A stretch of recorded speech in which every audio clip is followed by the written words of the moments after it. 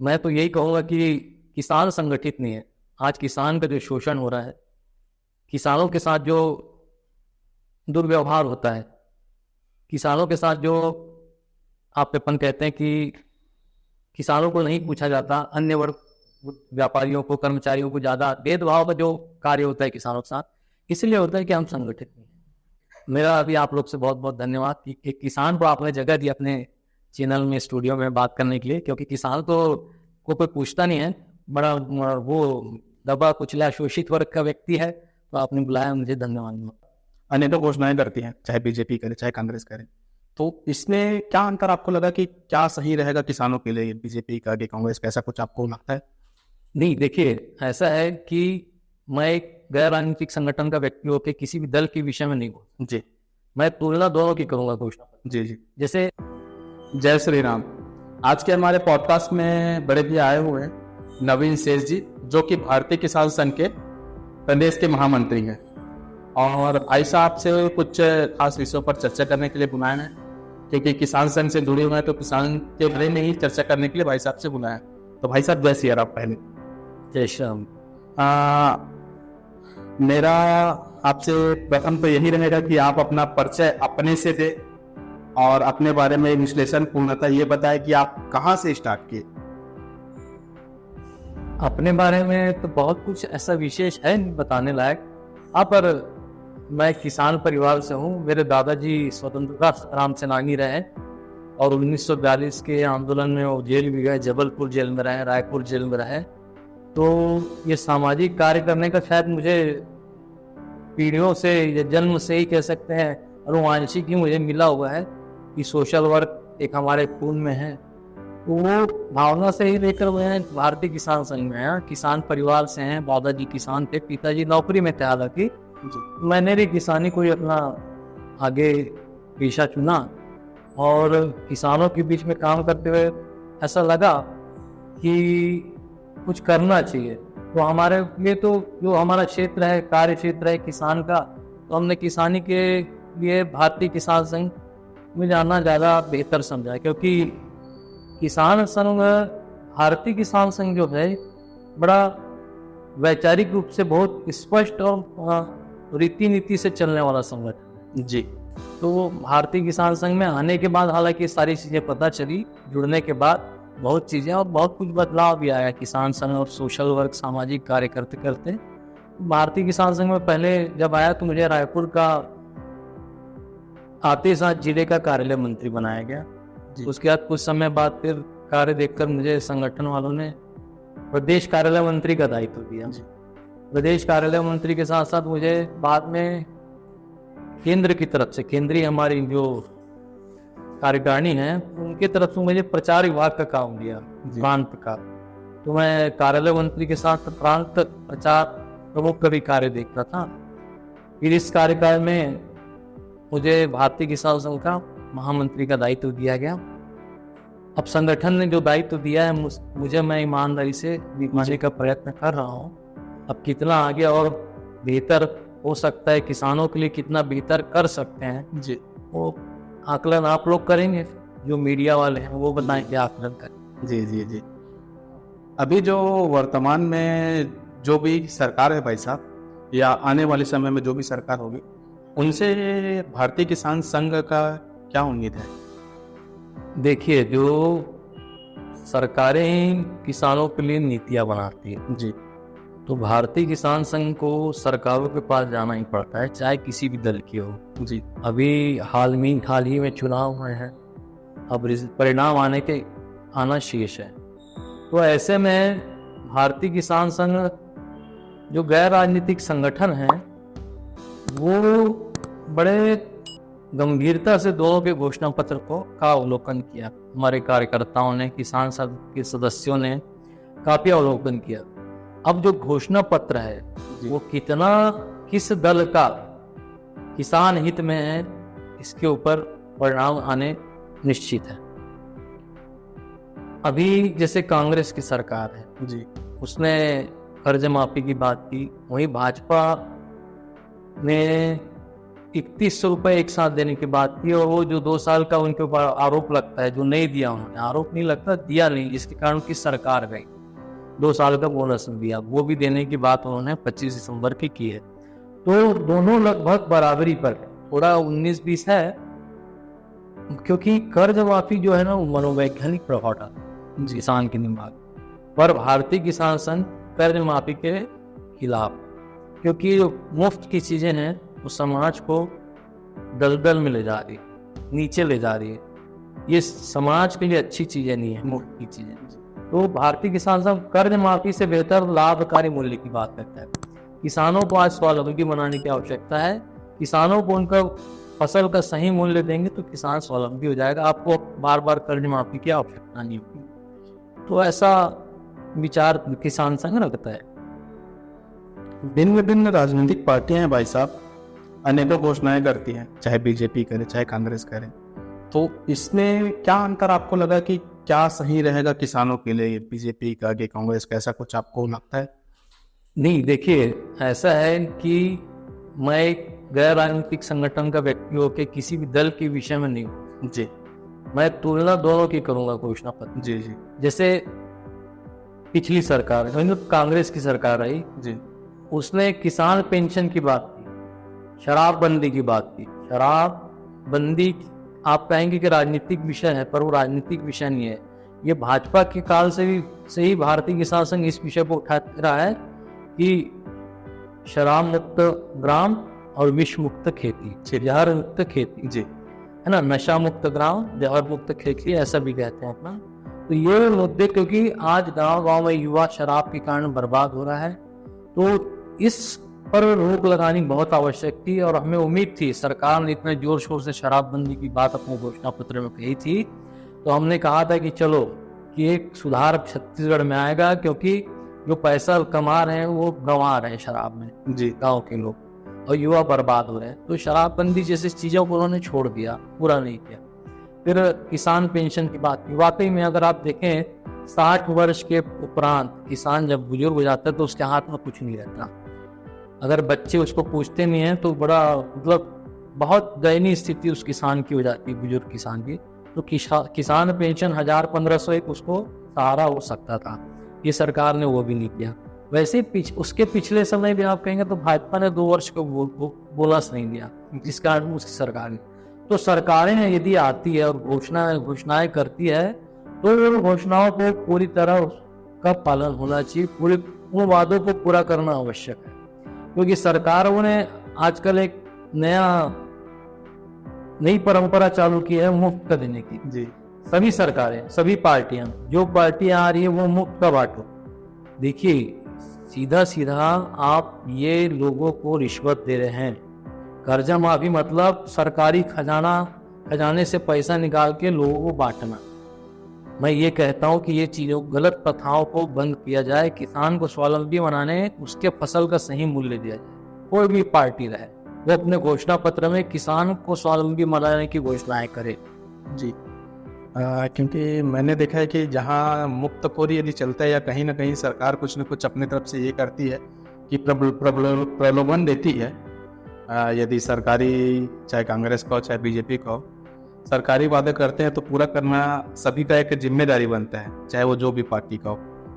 एक और सवाल रखूंगा भाई साहब आपके पास। वर्तमान में अभी भारतीय किसान संघ का हस्ताक्षर अभियान चल रहा है और सदस्यता अभियान चल रहा है, तो इस विषय पर आप किसान संघ के महामंत्री हैं प्रदेश के, तो आप क्या राय देना चाहेंगे, किस पर्पज से कार्य कर रहे हैं? हमारे तो भारतीय किसान संघ की स्थापना 4 मार्च 1979 कोटा राजस्थान में हुई। जी, अब इसका बनाने का, स्थापना करने का कारण ही यही रहा क्योंकि जो सरकारें हैं वो उच्च श्रृंखला मत हो जाए, मनमर्जी मत करने लग जाए। तो एक सामाजिक संगठन जो गैर राजनीतिक रहे, वो संगठन ऐसा रहे जो सरकारों पर लगाम लगाए मनमर्जी पे। तो इसलिए उसकी स्थापना हुई। तो भारतीय किसान संघ की जब स्थापना हुई तो इसके जब विषय में विचार किया गया तो सदस्यता का विचार किया गया। भाई किसान संघ के सदस्य रहेंगे तब तो किसान संघ मजबूत रहेगा, इतने सदस्य दिखेंगे उतना सरकार पर दबाव बनेगा जी। और किसानों को भी लगेगा कि हम कहीं जुड़े हुए हैं। किसान संघ पारिवारिक भावना से कार्य करता है और वहाँ हम 10 रुपए लेते हैं 3 साल का, मतलब 1 पैसा भी एक दिन का नहीं है। जैसे आप देखें तो 1 पैसा भी एक दिन का नहीं लेते हैं, उसके हिसाब से किसान संघ की सदस्यता होती है। और अभी सदस्यता हमारी तैयारियां चल रही है, सदस्यता चालू होगी 15 जनवरी से जी, 15 जनवरी से, और प्रत्येक 3 वर्ष में हम सदस्यता करते हैं, उसको कह सकते हैं रिन्यूअल करते हैं। फिर से लोगों के पास जाते हैं, किसानों के पास जाना भी होता है जी, फिर से उनको जोड़ना, नए किसानों को जोड़ना और सदस्यता करते हैं गांव-गांव में। और सदस्यता जितनी हमारी ज़्यादा होगी, संगठन जितना बड़ा दिखेगा, न सरकार भी किसान हित में सोचने के लिए बात होगी। आज अगर आप देखते हैं तो कोतवालों का संगठन है, मितानियों का संगठन है, सभी का संगठन है जी, उनकी मांग तत्काल पूरी होती है, कर्मचारियों की मांग तत्काल पूरी होती है, क्योंकि वो संगठित हैं, अपने मांगों के लिए जागरूक है। किसान एक ऐसा वर्ग है जो अपने लिए जागरूक नहीं है, अपने अधिकारों के प्रति जागरूक नहीं है। तो ये जागरूकता काम भी भारतीय किसान संघ करता है और किसानों को जोड़ के किसान हित के लिए उनको ही कहता है कि आप जागिए और लड़िए अपने लिए, अपने हित के लिए। जो इतने साल शोषण हुआ हमारे साथ, उस शोषण को अगर आपको खत्म करना है तो आपको जागना होगा, अपने लिए लड़ना। जैसे मैं किसान संघ से आप है ही हैं, तो मैं खेती के बारे में आपको पूछूंगा भाई साहब। जैसे कि आप किसान संघ में जुड़े हुए हैं भाई साहब, तो जो रासायनिक खेती है और जैविक खेती है, ये दोनों में कौन सा फलदायक रहेगा किसानों के लिए? देखिए 1960 के दशक के पहले जी भारत में जैविक खेती होती थी जी। 1960 के बाद केमिकल फर्टिलाइजर रासायनिक खेती का प्रारंभ हुआ जी। और उसके पहले आपको मैं बताता हूँ, सन 1700 के आसपास इसी गो आधारित कृषि व्यवस्था के आधार पर ही भारत करीब 22% भारत की विश्व में भागीदारी थी, व्यवस्था में, आर्थिक व्यवस्था में भागीदारी रही।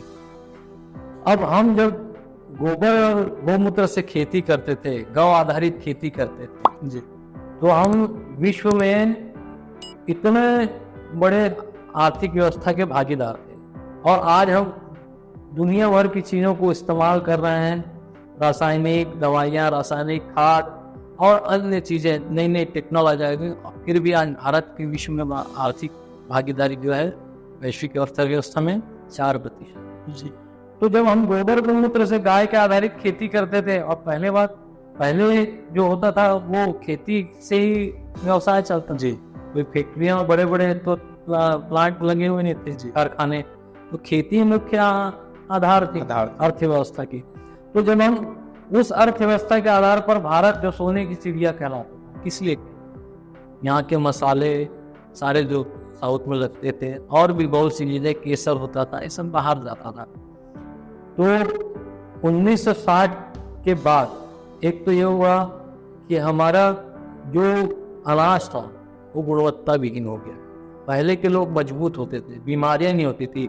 आजकल जितनी टेक्नोलॉजी बढ़ गई, जितना रिसर्च बढ़ गया, जितना अनुसंधान कर रहे हैं बीमारी में, वैसी बीमारी जी, नई नई बीमारियां, कोरोना, कैंसर और दुनिया भर की HIV वगैरह सारी बीमारियां आते जा रही जी, आ गई है, चल रही है।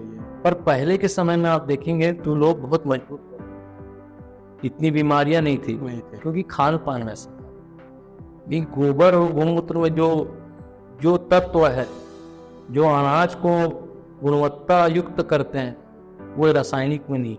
इसलिए हम देखेंगे तो जैविक आहार लेना और रासायनिक आहार लेने में जैविक श्रेष्ठ है, उत्तम।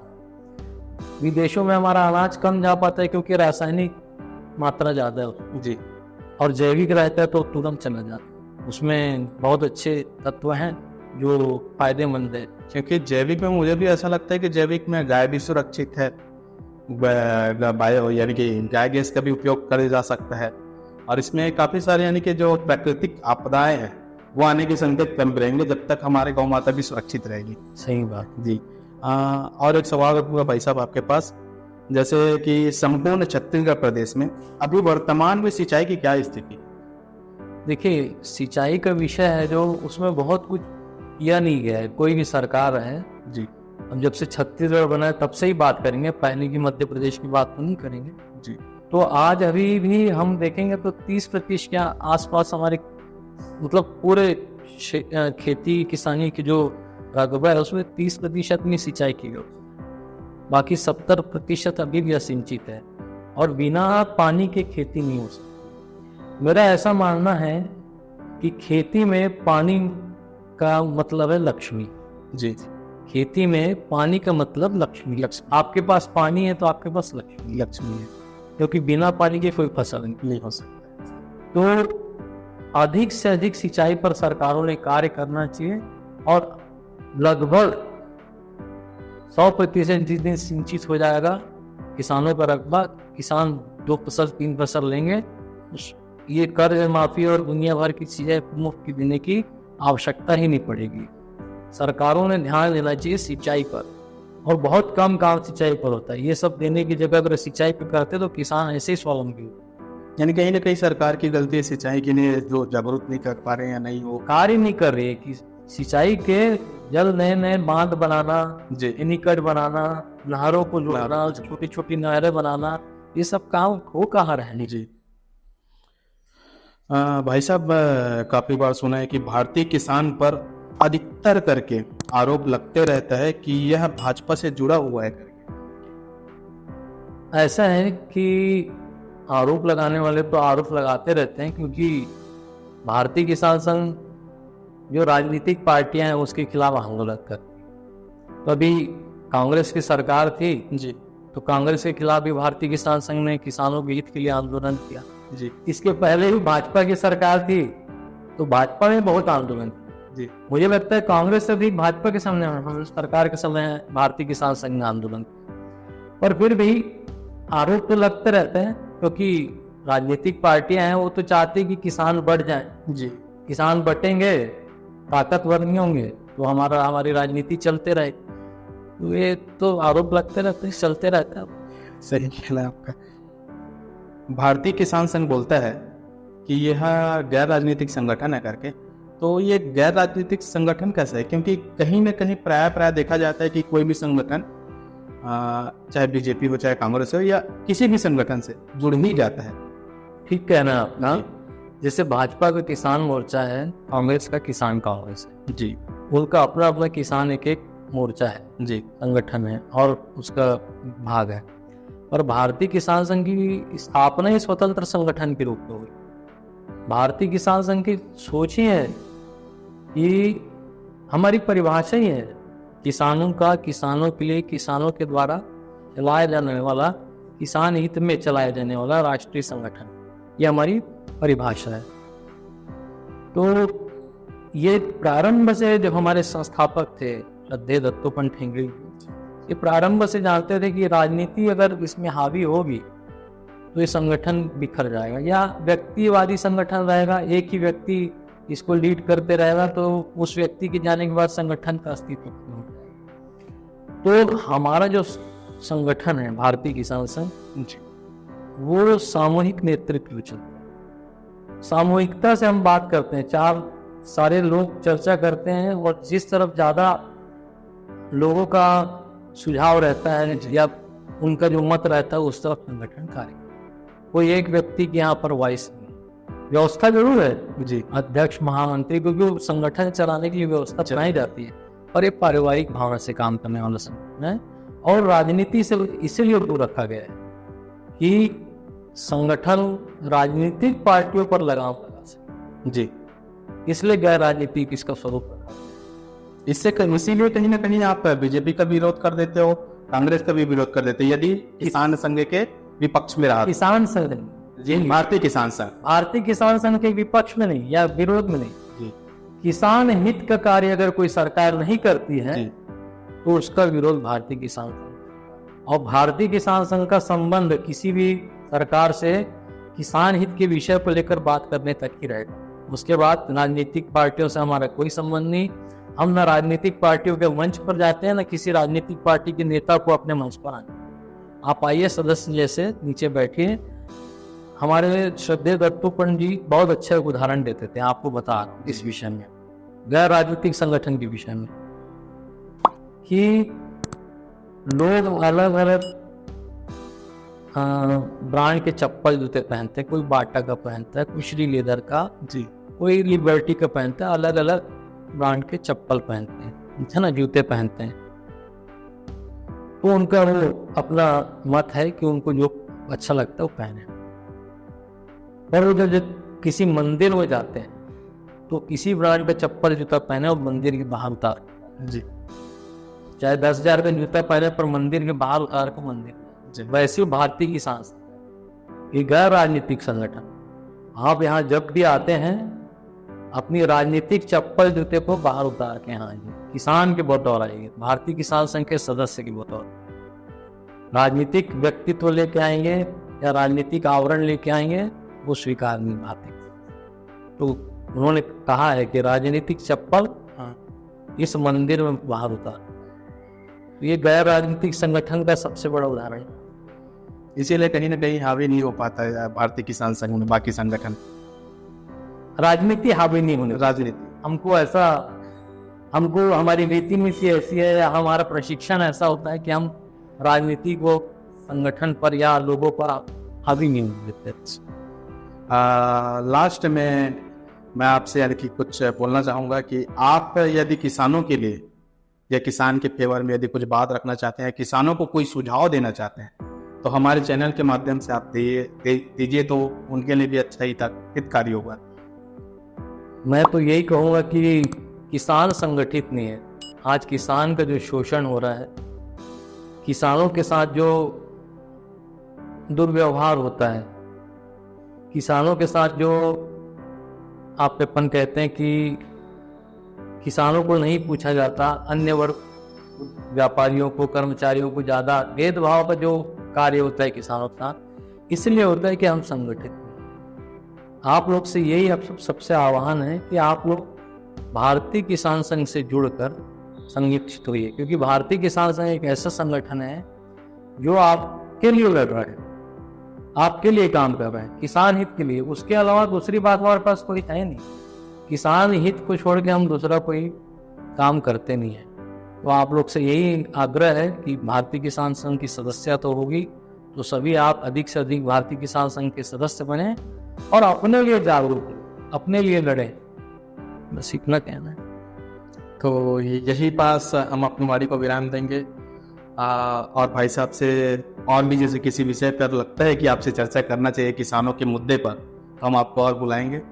मेरा अभी आप लोग से बहुत बहुत धन्यवाद कि एक किसान को आपने जगह दी अपने चैनल में, स्टूडियो में बात करने के लिए, क्योंकि किसान तो को कोई पूछता नहीं है, बड़ा वो दबा कुचला शोषित वर्ग का व्यक्ति है। तो आपने बुलाया, मुझे धन्यवाद। जय सिया राम। जय जय श्री